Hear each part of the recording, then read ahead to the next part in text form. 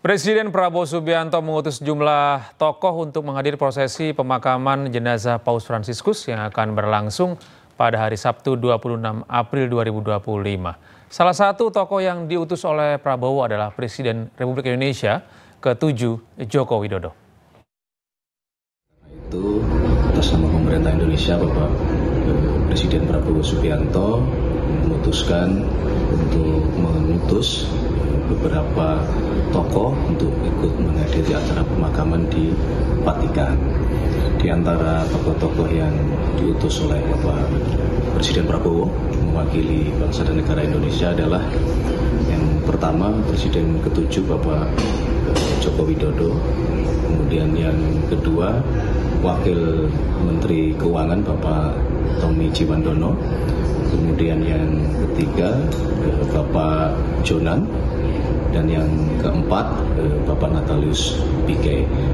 Nah, kami berharap utusan ini dapat mewakili bangsa dan negara kita di dalam ikut menyampaikan simpati dan bela sungkawa. Sementara itu pemirsa, suasana haru mengiringi proses pemindahan jenazah Paus Fransiskus dari kediamannya di Casa Santa Marta ke tempat persemayaman di Basilika Santo Petrus, Vatikan. Masyarakat umum dipersilakan untuk memberikan penghormatan terakhir kepada Santo Petrus hingga Jumat malam.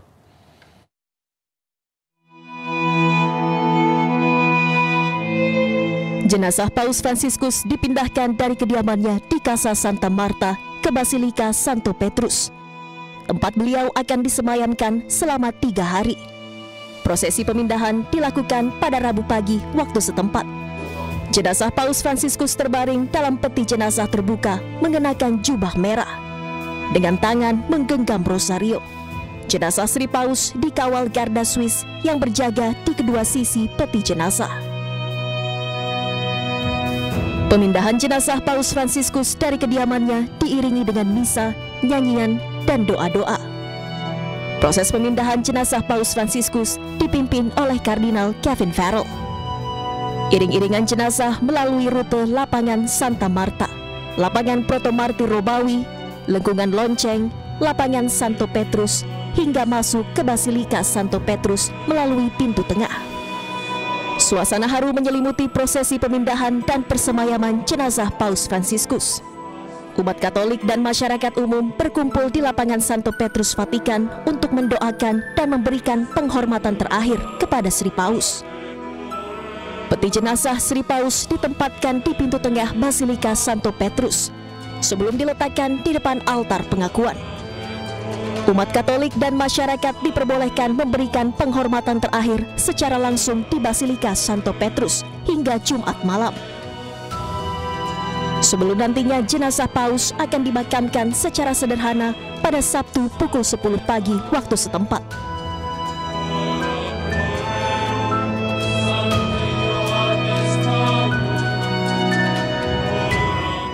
Sementara itu munculnya nama Presiden kedua Republik Indonesia Soeharto yang diusulkan untuk mendapat gelar pahlawan nasional ditegaskan oleh Menteri Sosial Saifullah Yusuf. Mensos menegaskan pihaknya telah melakukan finalisasi melalui tim pengkajian dan penganugerahan yang dibentuk oleh Kemensos. Nama-nama yang ada yang ramai itu adalah tentu di situ ada Pak mantan Presiden Soeharto, ada Gus Dur, gitu, dan tokoh-tokoh lain lah banyak sekali yang itu semua memang punya peluang untuk diusulkan oleh Kementerian Sosial setelah nanti kajiannya dulu. Mengapa?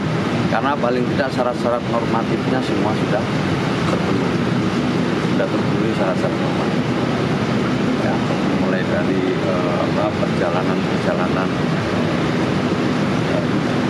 perjalanan hidupnya, kemudian prestasi-prestasinya, gitu ya. Dan perlu saya sampaikan, memang yang diusulkan ini adalah manusia.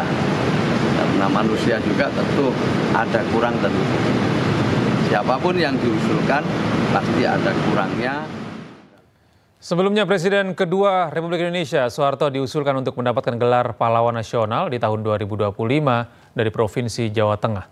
Selain Soeharto, Presiden keempat Republik Indonesia Abdurrahman Wahid atau Gus Dur juga diusulkan dari Provinsi Jawa Timur.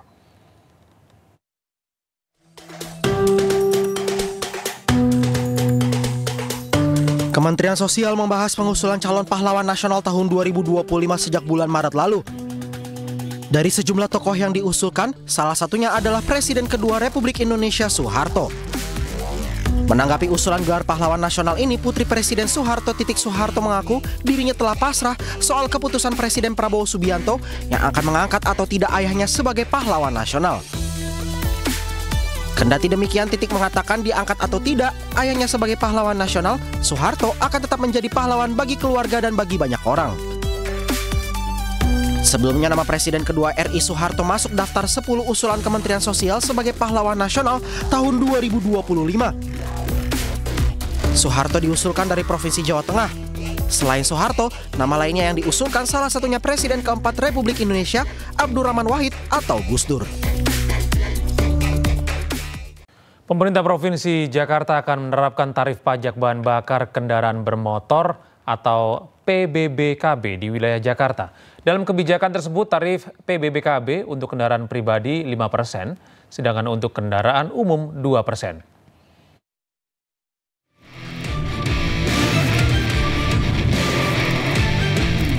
Tarif pajak bahan bakar kendaraan bermotor atau PBBKB di wilayah Jakarta secara resmi segera diterapkan.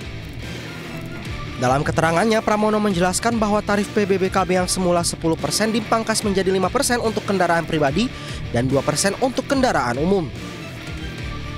Kebijakan itu akan dituangkan dalam peraturan gubernur dan akan disosialisasikan kepada masyarakat. Sehingga dengan demikian kemarin saya sudah memutuskan untuk Jakarta kami akan memberikan relaksasi ataupun kemudahan ataupun diskon yang dulu dipungut 10% menjadi 5% untuk kendaraan pribadi dan menjadi 2,5% atau 2% nanti di lapangan diputuskan untuk kendaraan umum. Sebelumnya penetapan tarif pajak BBM diatur langsung oleh Pertamina dan berlaku selama lebih dari 1 dekade. Namun dengan adanya Undang-Undang Nomor 1 Tahun 2022 tentang hubungan keuangan antara pemerintah pusat dan pemerintah daerah, gubernur memiliki diskresi untuk menentukan tarif PBBKB di daerah. Dari Jakarta, Tim Liputan iNews melaporkan. Kita beralih ke informasi lain, pemirsa. Komisi 13 DPR RI mendesak Bareskrim Polri membuka kembali kasus kekerasan dan eksploitasi mantan pemain Oriental Sirkus Indonesia. Desakan tersebut karena menilai terdapat pelanggaran HAM berat pada kasus tersebut.